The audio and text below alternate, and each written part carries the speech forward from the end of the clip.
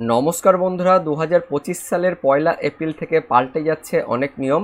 ATM থেকে ফ্রিতে টাকা তোলা, ব্যাংক অ্যাকাউন্টে মিনিমাম ব্যালেন্স রাখা, PhonePe, Google pay, Paytm, UPI বন্ধ হওয়া সম্পর্কে, পাশাপাশি প্যান আধার লিঙ্ক করা নিয়ে 5টি গুরুত্বপূর্ণ নিয়মে বদল হচ্ছে 1 এপ্রিল থেকে, যেগুলি গরিব ও মধ্যবিত্ত মানুষদের জানা খুবই প্রয়োজন। তো কি কি পরিবর্তন হচ্ছে আমরা বিস্তারিত জেনে নেব।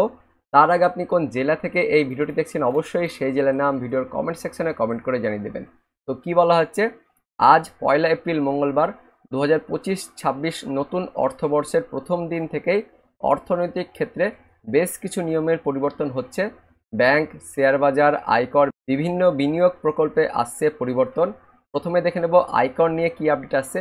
2025-26 অর্থবর্ষে 12 লক্ষ টাকা আয় পর্যন্ত কোনো আয়কর দিতে হবে না চাকরিজীবীদের। 87A ধারায় ট্যাক্স রিবেট 25,000 টাকা থেকে বেড়ে হবে 60,000 টাকা। তারপর দেখে নেব ফোনপে, ইউপিআই, গুগল পে নিয়ে কি আপডেট আছে। তো একটানা 12 মাস ধরে যে সমস্ত ইউপিআই নম্বর ব্যবহার হয়নি সেগুলি নিষ্ক্রিয় অর্থাৎ ডিঅ্যাক্টিভেট করে দেওয়া হবে। আপনার কোনো ফোন নম্বর যদি দীর্ঘদিন ব্যবহার না হয়ে থাকে এবং সেই নম্বরে যদি ইউপিআই থাকে অর্থাৎ ফোনপে, গুগল পে বা পেটিএম যদি থাকে, তাহলে তা 1 এপ্রিল থেকেই আর কার্যকর হবে না, সেটা বন্ধ করে দেওয়া হবে। তারপর দেখে নেব ব্যাংক নিয়ে কি আপডেট আসছে। ব্যাংকে মিনিমাম ব্যালেন্সের কিন্তু আপডেট আসছে। স্টেট ব্যাংক অফ ইন্ডিয়া অর্থাৎ এসবিআই, পাঞ্জাব ন্যাশনাল ব্যাংক অর্থাৎ পিএনবি এবং কানাড়া ব্যাংকের সেভিংস অ্যাকাউন্টে নির্ধারিত মিনিমাম ব্যালেন্স রাখতে হবে গ্রাহকদের, না হলে জরিমানার মুখে পড়তে হবে। মিনিমাম ব্যালেন্সের পরিমাণ কোন ব্রাঞ্চের অ্যাকাউন্ট তার উপর নির্ভর করবে, অর্থাৎ গ্রামীণ এলাকার কোনো ব্রাঞ্চে যা মিনিমাম ব্যালেন্স রাখতে হবে তার থেকে শহরের কোনো ব্যাংকের ব্রাঞ্চের অ্যাকাউন্টে মিনিমাম ব্যালেন্সের পরিমাণ বেশি হবে। তো ব্যাংকে কিন্তু 2000-এর মতন থাকতে হবে মিনিমাম ব্যালেন্স, আর শহরাঞ্চলে 5000-এর কাছাকাছি মিনিমাম ব্যালেন্স রাখতে হবে, এমনটাই আপডেট আসছে। তারপর দেখে নেব ফ্রিতে এটিএম থেকে টাকা তোলা নিয়ে কি আপডেট আসছে। তো 1 এপ্রিল থেকে এটিএম থেকে ফ্রিতে টাকা তোলার সর্বোচ্চ সীমাতেও পরিবর্তন আসবে। প্রতি মাসে অন্য ব্যাংকের এটিএম থেকে মাত্র 3টি লেনদেন বিনামূল্যে করা যাবে। তারপর থেকে লেনদেন প্রতি 20 থেকে 25 টাকা ফি নেওয়া হবে। এর আগে 17 থেকে 19 টাকা নেওয়া হতো, কিন্তু এবার 1 তারিখ থেকে সেটা পাল্টে যাবে, 20 টাকা থেকে 25 টাকা চার্জ নেওয়া হবে। আর নিজের ব্যাংকে সেটা কিন্তু 5 বার ফ্রিতে টাকা তোলা যাবে। 5 বারের বেশি হলে তখন কিন্তু এই 20 থেকে 25 টাকা চার্জ কাটা হবে, এমনটাই আপডেট আসছে। তারপর দেখে নেব ক্রেডিট কার্ড নিয়ে কি আপডেট আসছে।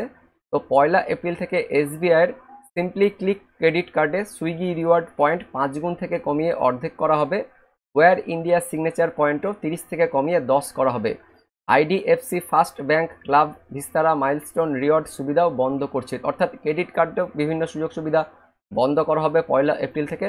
তারপর প্যান কার্ড ও আধার কার্ড লিঙ্ক নিয়ে আপডেট আসছে। তো আধারের সঙ্গে প্যান কার্ড যুক্ত না করা থাকলে 1 এপ্রিল থেকে কোনো ডিভিডেন্ড পাওয়া যাবে না, অর্থাৎ শেয়ার বাজারে একটা ডিভিডেন্ড দেওয়া হয়ে থাকে সেটা কিন্তু আর ক্রেডিট হবে না যদি প্যান আধার লিঙ্ক না থাকে। তো দেখতে পাচ্ছেন লেখা রয়েছে প্যান আধারের লিঙ্ক না থাকলে ডিভিডেন্ড ক্যাপিটাল গেনের জন্য টিডিএস বেশি পরিমাণে কাটা হবে। অন্যদিকে বাজার নিয়ামক সংস্থা security and exchange bureau of India অর্থাৎ সেবি নতুন এনএফওর কঠোর বিধি কার্যকর করবে।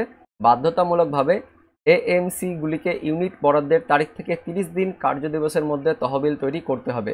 তারপর জিএসটি ট্যাক্স নিয়েও আপডেট আসছে। যেসব হোটেলের কোনো ঘরের একদিনের ভাড়া 7,500 টাকার বেশি, সেক্ষেত্রে 18% জিএসটি লাগু হবে। তো বন্ধুরা, এই আপডেটগুলির মধ্যে সবথেকে গুরুত্বপূর্ণ আপডেট আমার কাছে লেগেছে এটিএম থেকে ফ্রিতে টাকা তোলা নিয়ে। তো আপনার কাছে কোন আপডেটটি গুরুত্বপূর্ণ বলে মনে হয়েছে অবশ্যই ভিডিওর কমেন্ট সেকশনে কমেন্ট করে জানিয়ে দেবেন। ভিডিওটি ইনফরমেটিভ হয়ে থাকলে বা ভালো লেগে থাকলে একটা লাইক করবেন, অনেক অনেক শেয়ার করে দেবেন। তো দেখা হচ্ছে পরবর্তী লেটেস্ট আপডেট নিয়ে, ততক্ষণের জন্য বন্দে মাতরম, জয় হিন্দ।